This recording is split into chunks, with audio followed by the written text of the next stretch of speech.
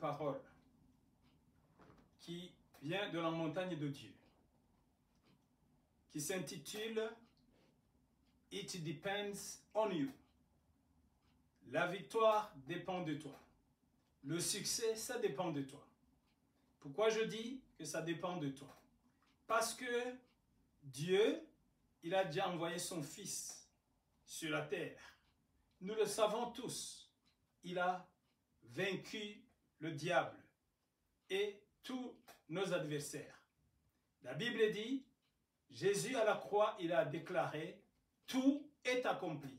Il n'a pas dit, tout ça s'accomplira. Il a dit, c'est déjà accompli. En Colossiens chapitre 2, verset 14, il est dit, il a effacé l'acte dont les ordonnances nous condamnaient et qui subsistait contre nous. Il a détruit en le croix à la croix. Il a détruit toute condamnation. Il nous a donné la vie. Il a rendu disponible. Donc, ça dépend de nous. C'est comme si il a dressé une table. Il a préparé la nourriture. Il a dressé une table et puis il a mis la nourriture sur la table. Il a dit self-service. Tu peux venir te servir. Alors, si tu ne viens pas, ça dépend de toi. Mais la nourriture est prête. La nourriture est là. C'est pourquoi Pierre a dit, en Actes chapitre 2, verset 40, il les conjurait et les exhortait, disant, sauvez-vous de ces générations perverses. Tu peux te sauver. C'est-à-dire, te sauver comment? C'est accepter le salut qui est déjà disponible. Quand le docteur te donne le médicament, ce n'est pas lui qui doit boire ce médicament ou avaler ses comprimés, c'est toi. Donc, tu peux choisir ne pas les avaler. Tu peux choisir les jeter. Et si tu as dit, c'est 3 comprimés par jour, tu peux prendre un ou tu peux prendre 1 ou 3 par semaine. Ça dépend de toi. Donc là, tu peux te sauver ou tu peux te tuer. C'est-à-dire, le salut est avec toi, le médicament curatif est avec toi. C'est à toi de choisir, le prendre ou ne pas le prendre. Donc, ça dépend de toi. It depends on you. Donc, aujourd'hui, nous allons voir comment ça dépend de nous. Parce que Jésus a dit à Marthe, Jean chapitre 11, verset 40, il lui a dit, ne t'ai-je pas dit que si tu crois, tu verras la gloire de Dieu. Ce n'est pas à moi, c'est toi, tu crois. Tout dépend de ta foi active. Tout dépend de ta foi active. Nous allons lire la parole de Dieu. Luc 14, 16. Jésus lui répondit, un homme donnant un grand souper et invita beaucoup de gens. Écoutez 17. Luc 14, 17. À l'heure de souper, il envoya son serviteur dire aux conviés, venez car tout est déjà prêt. 18.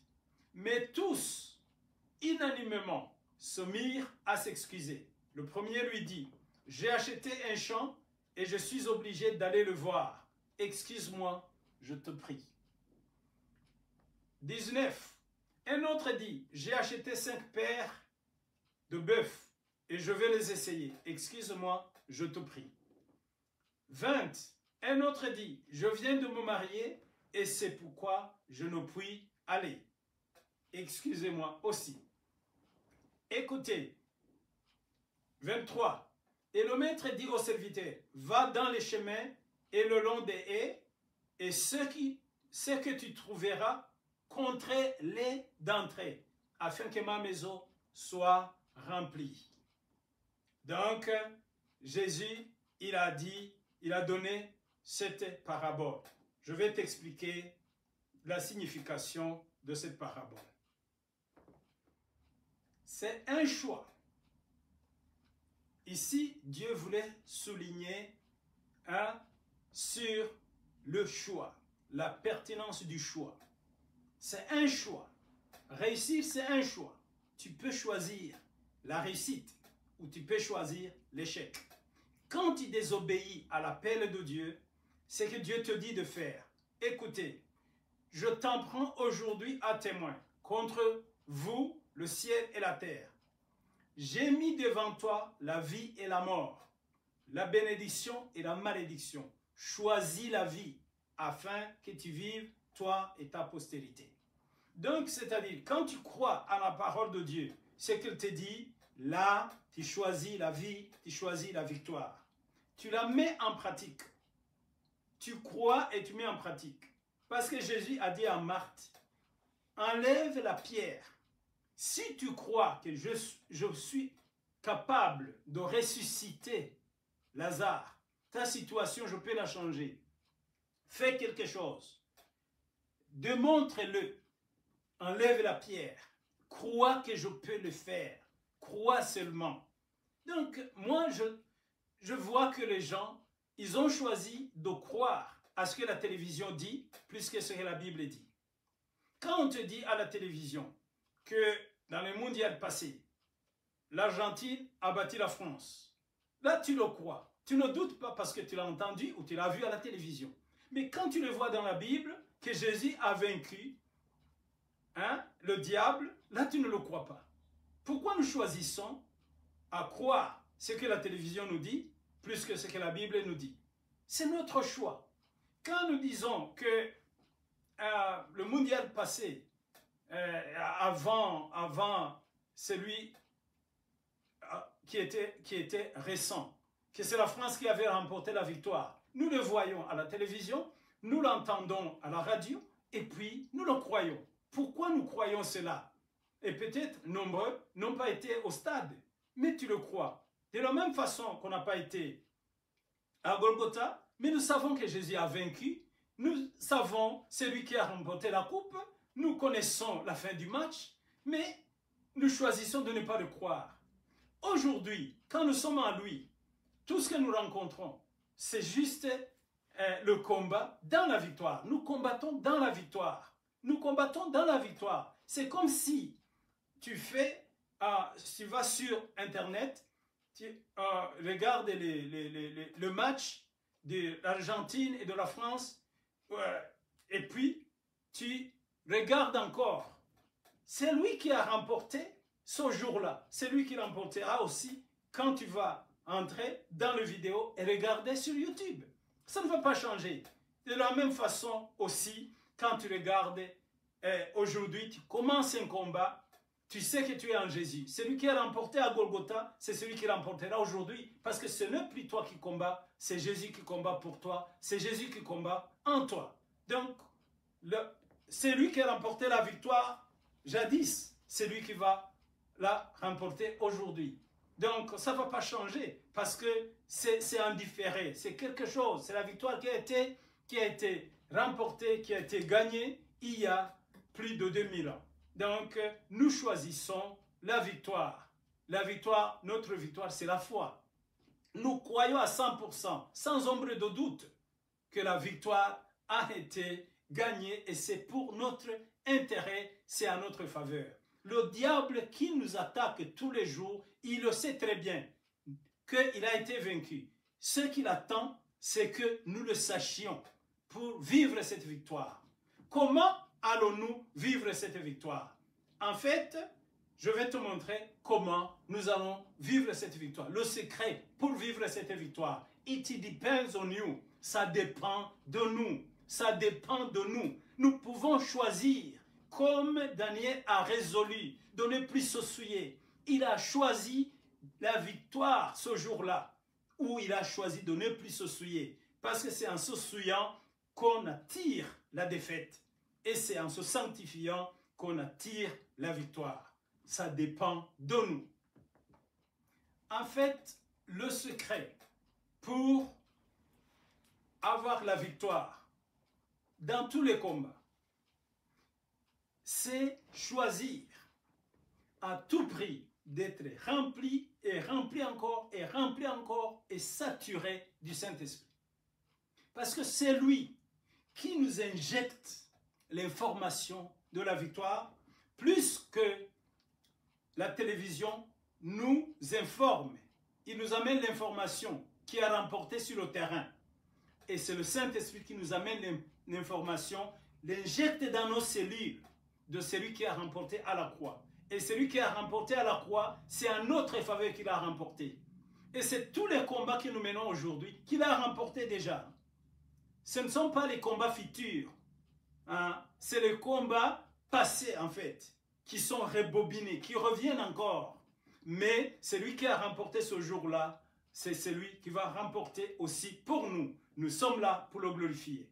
Il combat pour nous, il combat en nous, combat devant nous, autour de nous, dans tous les domaines. Jésus-Christ est notre victoire. Jésus-Christ est notre combattant. C'est celui, notre chef. Et sa victoire, c'est notre victoire. Il a remporté la victoire et nous l'a donnée. Il s'appelle vainqueur et il nous appelle plus que vainqueur. Donc, nous choisissons d'être remplis de Jésus, d'être remplis du Saint-Esprit. Écoutez, les apôtres, ils avaient vu Jésus ressuscité. Et puis, mais ils n'ont pas cru à 100% malgré qu'ils avaient vu le tombeau vide. Pourquoi? Le Saint-Esprit n'était pas encore venu. Et puis, ils sont allés en doutant. Parce qu'il n'y avait personne qui pouvait injecter cette victoire, cette résurrection en eux. Mais le jour de la Pentecôte, le même Saint-Esprit qui avait ressuscité Jésus, il les a remplis, il a injecté cette victoire qui est la résurrection en eux. Ils ont vécu la résurrection à tel point que personne ne pouvait les faire douter. Donc notre combat, c'est la foi. La foi qui remplit toutes les cellules. Toutes les cellules. Je vois les gens qui croient à autre chose plus qu'ils croient aux choses de Dieu. Par exemple, quand un taximan sort sa voiture, il n'a pas parlé au client. C'est par la foi qu'il sort sa voiture pour aller chercher les clients. Quand tu ouvres ton magasin, c'est par la foi. Parce que personne ne t'a appelé et t'a dit « demain je vais venir acheter ». Quand tu prends l'avion et tu appelles dans le pays d'arrivée aux gens qui vont venir te chercher à l'aéroport, c'est par la foi. Tu n'as pas parlé au pilote, tu ne sais même pas si l'appareil est bon, en bon état, tu ne sais même pas comment tu vas arriver. Tu passes dans les airs et le fait d'appeler aux gens de venir te chercher demain matin, c'est par la foi. Alors, ayez cette foi dans les choses de Dieu. Ayez la foi. Ne crois pas seulement au GPS qui te dit tourner à droite, tourner à gauche, et tu tournes et tu obéis. Obéis à la parole de Dieu et change d'attitude. Fais réellement ce que la parole te dit. Enlève la pierre, enlève le doute, enlève le doute. Crois à 100% et te sera fait selon ta foi. Pierre croyait à la puissance de Dieu, que ce n'était pas lui qui combattait, c'était la puissance de Dieu qui le couvrait et qui faisait tout, qui guérissait les malades. Ce n'est pas son ombre, c'était l'ombre de Jésus sur lui, à tel point que quand les gens ils criaient, ils disaient ce n'est pas possible, tu es fort, tu as la puissance. Lui, il disait je m'étonne de votre étonnement, que cette personne qui était infirme, maintenant qu'il marche. Moi, je m'étonne de votre étonnement. Vous ne devez pas vous étonner de Dieu. Parce que ça, c'est petit par rapport à Dieu qui me couvre. Dieu qui me dévance, ça c'est petit. Parce qu'il vient de guérir. C'est lui qui l'a créé. Le créer, c'est plus difficile que le guérir. Donc là, je m'étonne de votre étonnement. Vous vous étonnez de la guérison. Moi, je m'étonne de votre étonnement. Vous ne devez pas vous étonner, vous devez seulement louer, et c'est normal pour Dieu, c'est très petit, c'est une petite affaire. Alléluia, croyez seulement, choisis aujourd'hui de croire. Cette montagne sera démolie au nom de Jésus-Christ. Cette maladie sera guérie par ta foi, la foi qui ne vacille pas, la foi ferme en Jésus-Christ. Nous avons choisi de croire. Et nous verrons les résultats de la foi. Enlève la pierre et tu verras ta situation ressuscitée va revenir à la vie au nom de Jésus-Christ. It depends on you. Ça dépend de toi. On m'a parlé d'un homme sage qui était très sage et qui parlait des choses sages, qui ne commettait presque jamais d'erreur. Et puis un enfant a voulu le piéger un jour parce qu'il était acclamé de tous. Cet enfant est venu, il y avait de foule, il a amené un papillon dans sa main. Et le papillon, il avait dans sa main. Il a dit au sage, homme, il a dit, Monsieur le sage, j'ai un insecte dans ma main. Si tu es sage, dis-moi que l'insecte est vivant ou si l'insecte est mort. L'enfant disait, aujourd'hui je vais le piéger. S'il dit que l'insecte est vivant, je vais l'écraser entre ma main, dans ma main. Je vais le tuer et je vais lui montrer un insecte mort. Et s'il dit que l'insecte est mort, je vais laisser le papillon voler. Et tout le monde va voir qu'il a dit qu'il était mort et on va le voir voler. On verra que le sage n'est plus sage. Maintenant, il a loupé. Il a commis une erreur. Et le sage lui a regardé. Il lui a dit ceci. Jeune homme, la vie et la mort de cet insecte dépend de toi. C'est entre ta main. La vie et la mort de cet insecte dépend de toi. Tu as le pouvoir de tuer cet insecte et tu as le pouvoir de laisser cet insecte vivre. Toi aussi, tu as le pouvoir entre tes mains. Tu peux signer ce contrat. Contrat de mort, où tu peux ne pas signer. Tu peux cliquer sur Internet, tu rentres dans un site mortel, juste en cliquant entre tes mains. La vie et la mort est entre tes mains. Tu peux cliquer, juste zapper sur la télévision. Tu rentres dans des chaînes mortelles. Ça dépend de toi. Tu peux décider de composer un numéro. Tu appelles et c'est pour ta perte. Ou tu peux ne pas composer ce numéro. Tu peux répondre à cet appel ou ne pas répondre. Tu peux répondre à cette invitation ou tu peux ne pas répondre à cette invitation. Ça dépend de toi. Tu écris un message, tu dis « je ne viens pas ». Là, tu sauves ta vie. Ou tu dis « je viens ». Là, tu mets ta vie en danger.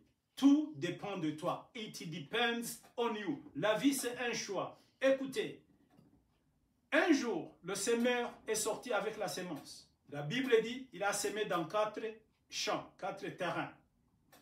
Le semeur est sorti. Écoutez, il est sorti, Luc 8, 5. Avec la sémence, comme il semait, une partie de la sémence tomba le long du chemin. Elle fut foulée aux pieds et les oiseaux du ciel la mangèrent. Écoutez, une autre partie tomba sur le roc quand il fut levé et le sécha parce qu'il n'avait point d'humidité. Une autre partie tomba au milieu des épines. Les épines crurent avec elles et l'étouffèrent. Écoutez, une autre partie tomba dans la bonne terre quand elle fut levée et donnant du fruit au centuple. Après avoir ainsi parlé, Jésus dit à haute voix que celui qui a des oreilles pour entendre, entende.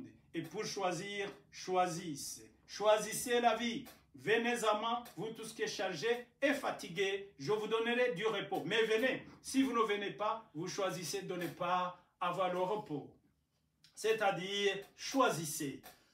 Le semeur, c'était même semeur, même sémence, mais la récolte a été différente. Même semeur, il a semé la même sémence, même quantité, même qualité. Mais la sémence, la récolte a été différente. La récolte ne dépendait ni du semeur, la récolte ne dépendait ni de la sémence, la récolte dépendait des champs, des terrains, de ton cœur. Si tu choisis que cette parole germe en toi, elle peut germer. Mais si tu choisis que cette parole meurt en toi, cette parole peut mourir. Ça dépend de toi.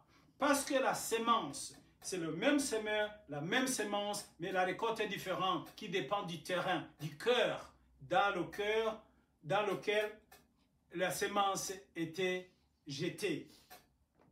Certaines semences ont été étouffées à cause des épines.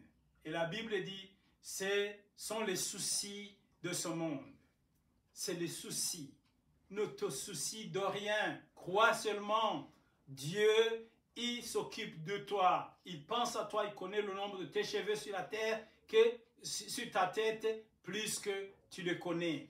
Il connaît le nombre de cheveux sur ta tête. Hein? Mais ne te soucie pas parce que des soucis étouffent la parole. Souci, on se soucie à cause du manque de la foi. Écoutez, Timothée 6,10, car l'amour de l'argent est une racine de tous les maux. Et quelques-uns en état possédés se sont égarés loin de la foi et se sont jetés eux-mêmes dans bien de tourments. Donc, l'argent, il ne faut pas l'aimer, il faut l'utiliser. C'est un bon serviteur, mais un mauvais maître. Il faut pas donner ta vie à cause de l'argent. Non, il y a un temps pour tout. Il y a un temps pour travailler, pour chercher de l'argent. Il y a un temps pour prier. Et le temps de prier doit être plus important que tout le temps. Parce que ta vie en dépend. Cet argent, c'est juste pour utiliser. Ne peut pas te donner la vie éternelle. Mais avec la vie éternelle, tu peux avoir même la vie actuelle, le salut actuel. Mais avec l'argent, l'argent ne peut pas acheter la vie éternelle. Mais avec la vie éternelle, tu peux avoir la vie actuelle. Même l'argent, tu peux en avoir. Jésus a dit, c'est lui qui a tout sacrifié à cause de moi.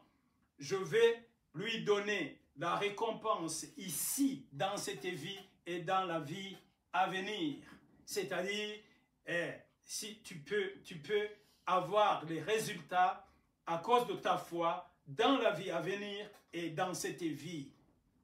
Tu ne peux pas acheter Jésus, mais avec Jésus, tu peux avoir la vie et tu peux avoir l'argent après. Cherchez d'abord le royaume de Dieu et toute autre chose vous sera donné par-dessus tout. Il va suivre. Alléluia. Je serai dans la maison de l'Éternel et tout le bonheur me suivra. Mais moi, je ne quitterai pas la maison de l'Éternel. D'abord la vie. D'abord la vie. Choisis la vie. Et c'est par cette vie qu'il grandira. Il te donnera la victoire spirituelle, morale, financière, physique, toutes sortes de victoires. Mais ça commence par le cœur. D'abord, veille sur ton cœur. Alléluia. Parce que tu ne peux pas servir deux maîtres. Tu ne peux pas. Il faut choisir. Il faut choisir. Jésus-Christ, il faut qu'il soit maître de tout. Et que ce soit lui qui sera ta victoire. Même tes business, qu'il soit maître de tes business. Qu'il soit maître de tout. Alléluia. Choisissez Jésus. Laissez Jésus être le maître de ta vie. Qu'il soit le chauffeur. Il ne peut jamais connaître l'accident. Quand lui conduit, il ne peut jamais cogner. Lui, il conduit bien. Tu regardes comment il conduit la terre qui tourne autour du soleil, autour d'elle-même. Mais la terre n'a jamais cogné la lune. La terre n'a jamais cogné Jupiter. La terre tourne et il y a quelqu'un qui les fait tourner. Il n'a jamais cogné quelque chose. Alléluia. Pourquoi? Il est omniscient, il est omnipotent. Choisis-lui, qu'il soit maître de ta vie dans tous les domaines. Et s'il n'est pas Seigneur de tout, il n'est pas Seigneur du tout. Choisis Jésus. It depends on you. La victoire, aujourd'hui, ce n'est pas la surprise. Ce qui est surprise, c'est la défaite. La défaite, en fait, c'est ce qui est impossible. Mais la victoire, c'est normal. Parce que c'est la victoire de Jésus-Christ. C'est le vidéo qui est rebobiné, qui est encore revu. Alors, celui qui a remporté la victoire à la croix, à Golgotha, il va la remporter aujourd'hui dans ta vie. Parce que, en fait, c'est cette vidéo qui est revue.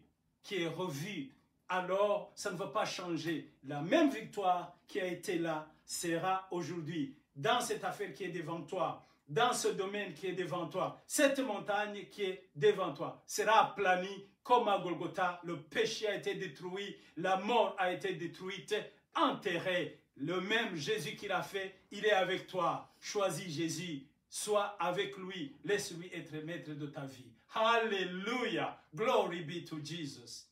Amen.